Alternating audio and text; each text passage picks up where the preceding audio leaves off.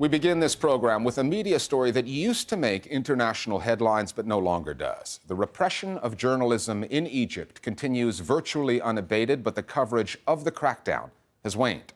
Last week, a court in Cairo sentenced 3 members of the Egyptian Press Syndicate to 2-year jail terms for having harbored journalists who were on the run from the police. Against a backdrop of numerous jailings of media workers, activists, and human rights advocates, this case is different. Never before has the Press Syndicate been taken to court by the state. There was another big legal ruling this past week commuting the death sentence of former president and Muslim Brotherhood Party leader Mohamed Morsi. Given how loudly so many mainstream news outlets supported the outlawing of the Muslim Brotherhood, this ruling served as a loyalty test for the Egyptian news media. There are still huge numbers of people behind bars in Egypt, many of them journalists, but their cases have mostly gone unreported, and many of their names are unknown. Our starting point this week is Cairo.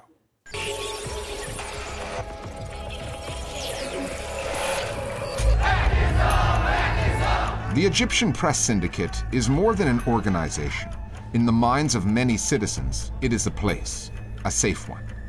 The building is a short walk from Tahrir Square and is in some ways just as symbolic. A place that the security forces would never breach and had never breached until April of this year, when 2 journalists wanted by the police took shelter there. The Press Syndicate has functioned as a kind of safe space for some degree of activism, and a lot of protests have taken place at or right outside on the stairs of the syndicate historically. And the fact that the syndicate's walls were not previously raided by the security apparatus gave protesters a modicum of safety in using the syndicate as a place to gather. Now that that's been violated, this marks a significant escalation in the repression of the press in Egypt. The Press Syndicate has a very long history in Egypt. It was during the Nasser years, like with other professions, a syndicate that was really state-controlled. And the turning point was in 1995 when the Mubarak regime tried to pass a repressive media law, and the syndicate played a huge role in opposing this and got the government to make a U-turn. The Sisi regime has tried to rein back this progress and has tried to bring the syndicate and the wider media under its wing, so to speak.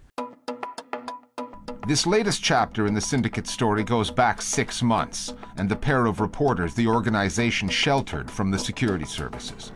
The 2 work for a news site called Jazeera and had been charged with spreading false news for their reporting on the El-Sisi government's decision to transfer 2 islands in the Red Sea to Saudi Arabia.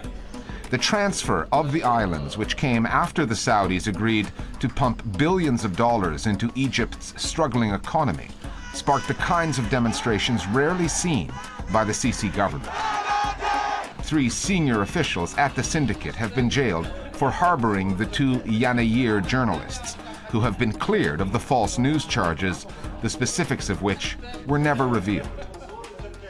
What does it mean to disseminate false news when the government itself is in the business of disseminating false news? It typically means providing, publishing, disseminating any information that goes against the government agenda. There's a lot of complications in determining who's really got sovereignty over the islands, and certainly people have a right to publish critical views on that. The fact that the syndicate simply allowed those individuals to stay safely within its walls shouldn't be seen as a criminal offense. The state should focus on making its case to the people rather than repressing individuals who want to criticize the decisions being taken. Mr. Sisi himself defined this action as a criminal action, as the government going after an illegal criminal offense and not as one of freedom of speech. By saying we're not going after journalists, journalists are free to express themselves, we are rather going after a criminal offense, which is harboring suspects or fugitives, and the place where they were harbored happened to be the Press Syndicate. 72 hours after the 3 syndicate officials were sentenced, an appeals court issued another judgment, overturning the death sentence, awaiting the former president Mohamed Morsi and ordering a retrial. When Morsi, Egypt's first democratically elected president, was overthrown in 2013, the syndicate chose to remain silent.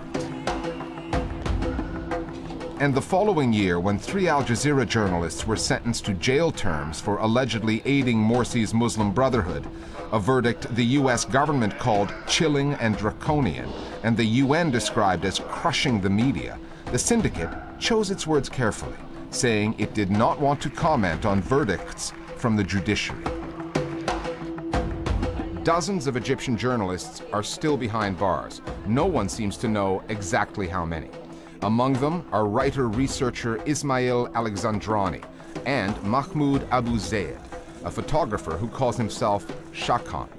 6 months ago, at a court appearance, Shah Khan and his fellow inmates called out the syndicate for its selective protection of Egyptian journalists. The sign says, "Hey, Press Syndicate, why is there no support for the 10 of us?"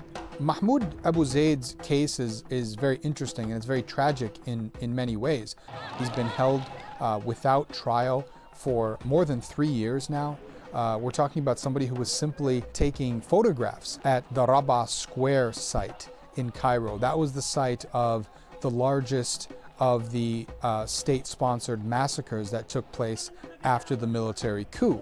So you can understand from the government's perspective why he was a wanted man. They consider whatever was on his camera to be very important evidence against them. In the case of Mr. Alexandrani, there are two issues that bothers the Egyptian government about him. One of them is that he tends to write about Sinai. Sinai is an extremely sensitive area in Egypt right now. There's an Islamist insurgency sympathetic to Islamic State going on. Soldiers and policemen are getting killed and bombed. But also I think what really bothers the government is that Mr. Alexandrani is a well-known speaker and writer in North America, in Egypt, but also in Western Europe, where he speaks critically about government policies in Sinai and elsewhere. يجمعوا بين تكتيك قوات حرب العصابات وتكتيكات القوات الخاصة، لأن قائد عملياتهم هو المقدم الصاعقة المفصول من الخدمة هشام عشماوي. I think those were the real reasons why he's in jail. We've seen other journalists who've had dual, Canadian citizenship or Australian citizenship benefit from that sort of rally, that sort of outcry. But the Egyptian government can more or less do what it wills with Egyptian citizens who don't possess dual citizenship. A lot of these cases have dragged on for years, and one of the justifications for not actually pursuing the trial is that they can't get a courtroom big enough for the number of defendants being charged, which seems like a kind of ridiculous reason not to proceed. So unfortunately, there's a bit of a Kafkaesque environment when it comes to these trials and how they're pursued, and the inability of the state to follow through with due process in a timely fashion. Timothy Kaldas talked to us from Cairo via Skype. We contacted many journalists in Egypt for interviews. They chose not to speak. They saw what happened to Ismail Alexandrani after he wrote what he did, what happened to Shah Khan after he took those pictures, and what happened to dozens more of their colleagues. And now, having seen the leaders of the syndicate jailed after they tried to shelter journalists, they know that in Sisi's Egypt, there are very few safe places left to write, to speak, and almost nowhere left to hide.